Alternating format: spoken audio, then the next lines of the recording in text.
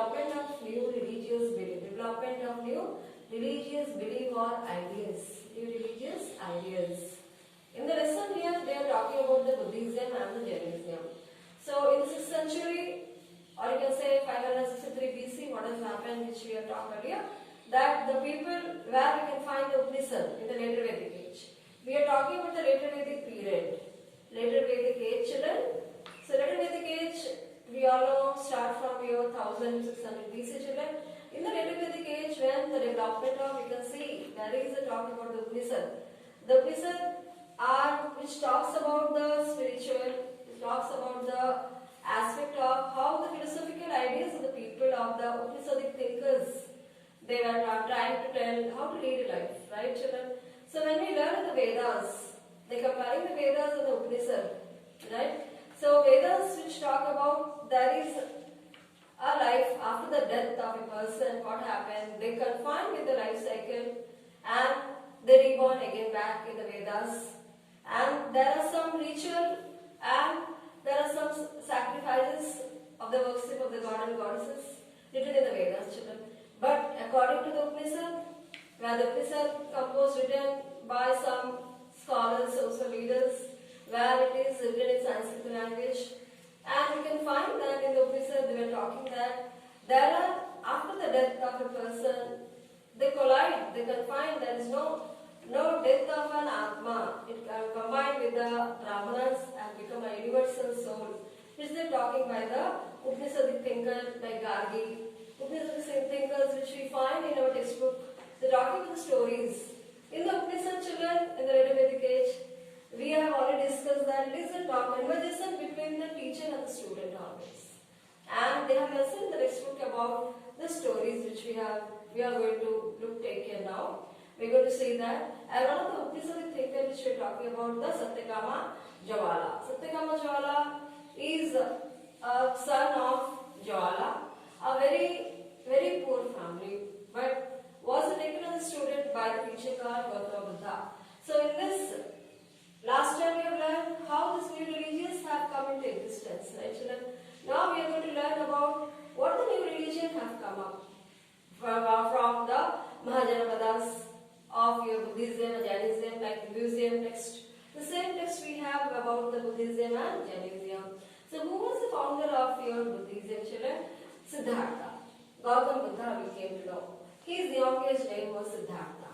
And Siddhartha was the prince of your Sakya Jana, Sakya clan. You know, Sakya clan is one of the clan where you can find Ganasangya. The Ganasangya were in the Janapadas before the Mahajanapada. So one of the clan of the Janasangya was Sakya clan. He belonged to that region of Sakya Janasangya and he was a prince. And he left all his comfort of the prince during the age of 29. He left, came out of his life. Though there was a lot of all sort of comfort he has in his life. Now he was with his mother by the prince by the name called Maya, and by the wife by the name called Yasodhara, and his son by the name called Rahul. He left all his comfort. And then what has happened? He was going by his barefoot to many sages he met, and then he went many places. He wants to know what's the true meaning of the life. So how did he come to know the true meaning of the life? He went to a place called, he was born in Lumbini, in your Nepal area, children. After that, he came to a place and he attained his enlightenment of the ideas, the wisdom of life, what exactly the life means, under a bodh tree at Sarnath, you know. Bodh tree and people tree, they calling it as Bodhi tree. He was doing his meditation at Bihar, at a Bodh tree, they call it as, under the people tree, near your Bodh Gaya, that is at presently at Bihar, children. After that, he started delivering his speech. First time he delivered his speech about his ideas of how to preach the life of Buddhism is in at Sarnath, right? Now, this is what his life started. Now, what exactly he wants, what attainment, what enlightenment he has reached. He said that the life is full of sorrows and we have a lot of desire. We need to leave all the desire in our life.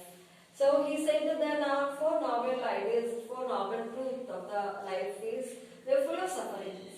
If there is an end of suffering, we can reach an end of the desire, we can lead a true life. How to lead a true life? He said you have to follow the eightfold path of the Buddhism. There are these ideas of eightfold path in his teaching. He wrote a book by the name of Tripitaka in a Prakrit language. The Tripitaka is a holy book of Buddhism, children, which is written in Prakrit language, which is talking about how to lead the life. And the people who led the life like Buddhism followed the Buddhism. They used to stay in a sangha, in a place called monasteries, leading the life and gaining the stage of your sages, like they became leading the life of not the family life, became a sage and then staying in a monastery or a vihara as we call it.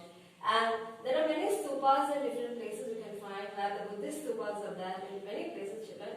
Like they and he spread the news throughout the world from the book what he written, the holy book like Hinduism, we have different book. In the same manner, we have a holy book by the name of Tripitaka, which talks about the eightfold path. Like what are the eightfold path? Right action, right truthfulness, right mindfulness, right faith, right intention, right effort, like the right meditation, right view, right? This all comes under the honesty and generosity in the life. No sacrifice of the life of the sacrifice of the like what we have done in the Indus Valley civilization or after the Nagaland civilization. We have seen that how the worship the people started doing in the early Vedic age. Worship and the ritual aspect of the life where a lot of expenditure needed. Here he doesn't mention that. He was talking about the philosophical expenditure aspect of believing others and not to hurt any human being, not to have killing any animals, to see every kind of animals and human being in an equal manner. That was his aspect. And how did he lead his life with this eightfold path? Was to get an inspiration in our life. Whoever the following different, we can follow the path of Buddhism. Now next one, another religion which we have learned in the book today, that is what was about the Jainism. What is Jainism?